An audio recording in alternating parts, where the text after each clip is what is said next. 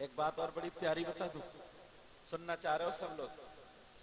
یار اگر کوئی 1 کلو سونا نا اللہ کی راہ میں خرچ کر دے تو پردھان جی پورے گاؤں میں نام ہو جاتا ہے، اور اگر 5 کلو کر دے تو پورے ضلع میں ہو جائے گا۔ 1 کوئنٹل کر دے تو 1 کوئنٹل ہوگا تو وہ کرے گا کیا؟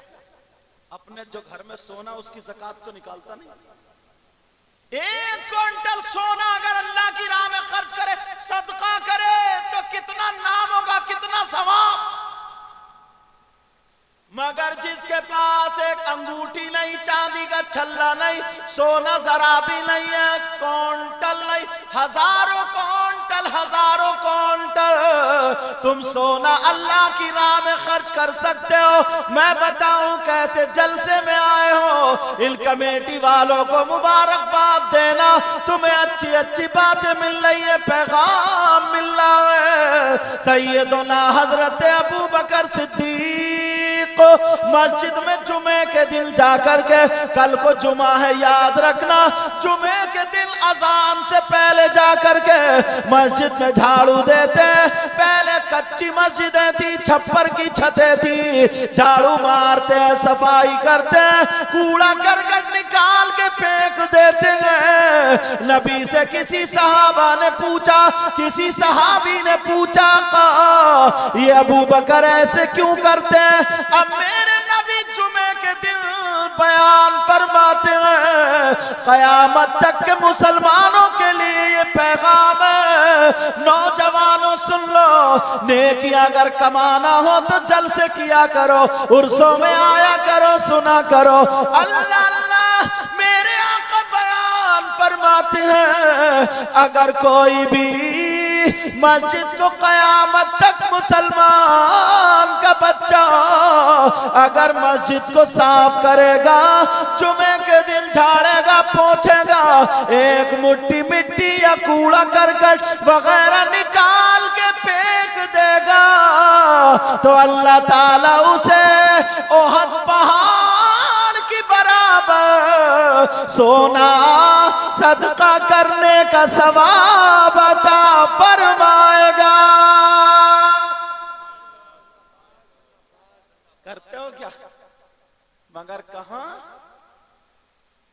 بعض بزرگ ہمارا اتنا بگڑا ہوا ہے، اللہ معاف فرمائے، مجھے یہاں کا تو ماحول پتہ نہیں، جمعے کے دن جائے گا اور کہے گا امام صاحب تمہیں یہ جالا نہیں دکھ رہا، یہ جالا؟ اچھا امام ہے تیرا، غلام ہے یہ امام ہے، اور اللہ نے اگر عہدہ دے دیا، صدر بن گئے، سیکریٹری بن گئے یا کوئی اور بن گئے، تو جمعے کے دن جائیں گے ایسے کمر پہ ہاتھ کر کے اور کہیں گے امام صاحب تمہیں مسجد دکھائی نہیں دے؟ اچھا تم اگر جھاڑو، صدر صاحب جھاڑو مار لیتے تو کیا مر جاتے کیا؟ سوچنے کی بات، اگر مار بھی لیتے تو تم اتنے بڑے صدر نہیں ہو جتنے ابو بکر صدیق تھے، تمہارا مقام ان سے اونچا نہیں، حالات اتنے بگڑے ہوئے، اتنے۔ اسی وجہ سے میری بات بری لگے تو لگ جائے، لیکن حق بول کے جاتا ہوں، صحیح بتا رہا ہوں۔ مجھے تمہارے گاؤں کا ماحول مجھے پتہ نہیں ہے، لوگوں نے نا اپنے بچوں کو پڑھانا بند کر دیا مدرسوں، معلوم ہے کیوں؟ اس لیے کہ مسجد میں جائے گا، امامت کرے گا، لوگ اسے پریشان کریں گے، جس کی بہویں لڑتی ہیں، بہووں میں نہیں چلتی، بیٹوں میں نہیں چلتی، وہ بڈھا کر کے مسجد میں امام پہ چلاتا ہے، وہ امام سے لڑتا کر کے۔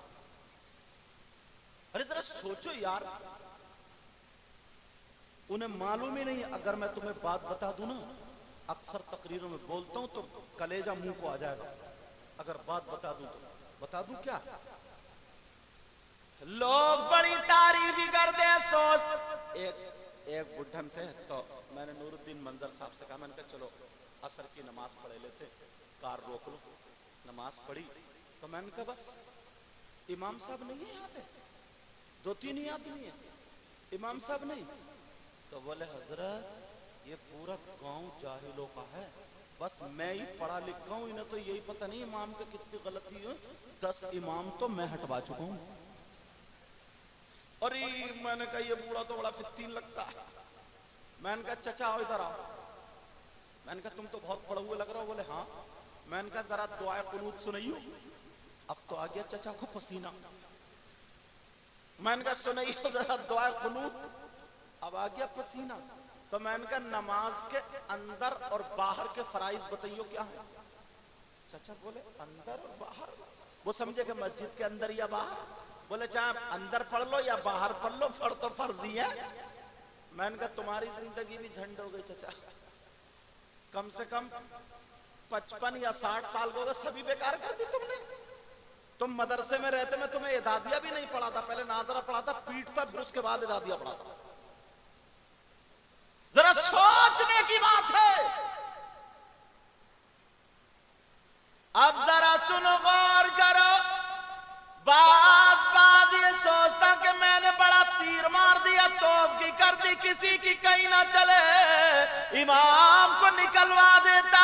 پوری دنیا کے مولویوں مفتیوں سے یہ فتویٰ ٹکرا لینا, اگر غلط ثابت کر دو تو منہ مانگا انعام دیا جائے گا. 5 لوگوں کی نماز جنازہ پڑھنے کا حکم نہیں ہے. ان میں سے ایک وہ ہے جو امام سے ناحق لڑتا ہو اور اسی سے بغاوت کرتا ہو, نکلواتا ہو. اس سے بغاوت کرتے کرتے, ناحق بغاوت کرتے کرتے اسی بغاوت میں مر جائے. ایسے شخص کی نماز جنازہ پڑھنے کا حکم نہیں ہے. ذرا سوچنے. اچھا اب کچھ لوگ سوچ رہے ہوں گے یار امام صاحب کی تقریر چل رہی ہے بھائی آج تو, یہ ذہن ایسا. امام صاحب کون سے؟ حضرت آپ ہیں. اللہ تعالیٰ سلامت رکھے.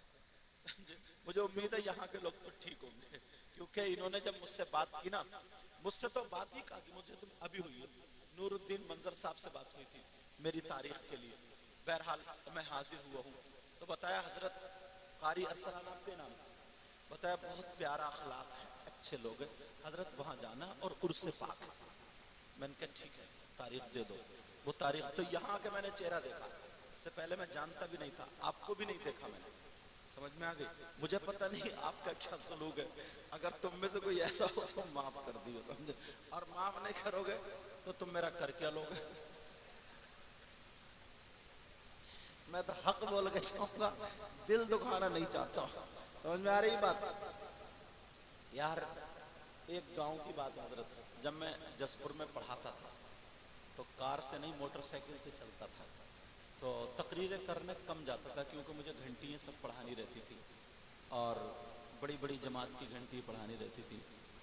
تو اس گاؤں کا نام نہیں بتاؤں گا, یہ چینل والے کیچ کر لیتے ہیں. وہاں سے فون آیا قاری یسیر صاحب, قاری صاحب کا فون آیا. بولے حضرت سید صاحب بس ایک مسئلہ بتا دو. میں نے کہا ارے میں موٹر سائیکل چلا رہا ہوں, بس پہنچنے والا ہوں, تھوڑی دیر رک جاؤ بس تھوڑی. ارے بولے حضرت میرا بیگ بندھا رکھا ہے, بیگ میرا بندھا رکھا ہے. میں نے ایک طرف روکی موٹر سائیکل. روکنے کے بعد میں نے کہا جی پوچھیے کیا معاملہ. بولے حضرت ایک بزرگ ہیں, ایک بوڑھے ہیں, وہ مسئلہ پوچھتے ہیں. اگر ان سے مسئلہ وہ نہیں بتتا تو وہ 10 اماموں کو نکلوا چکے ہیں, 11واں میرا نمبر ہے. پوچھ لیا. میں نے کہا کیا مسئلہ؟ بولے مسئلہ یہ پوچھتے ہیں یہ بتاؤ کہ شیطان کی ختنہ ہوئی کہ نہیں ہوئی. یار یہ بڈھا لایا کہاں سے نکال رہے یار, اللہ کے بندو کیا پوچھ رہے ہیں؟ بولے یہ بتاؤ کہ شیطان کی ختنہ ہوئی کہ نہیں ہوئی. یار اس سے نماز کا تعلق ہو تو پوچھ, روزے کا تعلق ہو تو پوچھ, مسجد کا. تجھے ختنہ کا کیا کرنا, خالو لگتا ہے کیا تیرا؟ اس کی ختنہ کے موقع پہ تو بریانی پکوا کے گاؤں کو کھلوائے گا تو. میں نے کہا اچھا بتانا تو پڑے گا.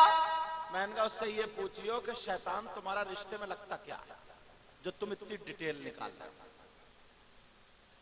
تو بولے حضرت پستہ میرا بھی بندھا رکھا ہے. میں نے جلالین کے حوالے سے بتایا. میں نے کہا سنو یہ ختنہ جو ہے سنت ابراہیم اور انسان کا خاصہ ہے, اور شیطان انسان نہیں جنات میں سے. اور شیطان کی ایک ران میں عورت کی نشانی اور ایک ران میں مرد کی نشانی, وہ دونوں رانوں کو ملاتا ہے تو اس کی ذریت پیدا ہوتی ہے. شیطان کو ختنہ سے کوئی مطلب نہیں. ان کو مسئلہ بتایا تو جان اب بتاؤ کیسی کیسی بات لایا نکال گیا.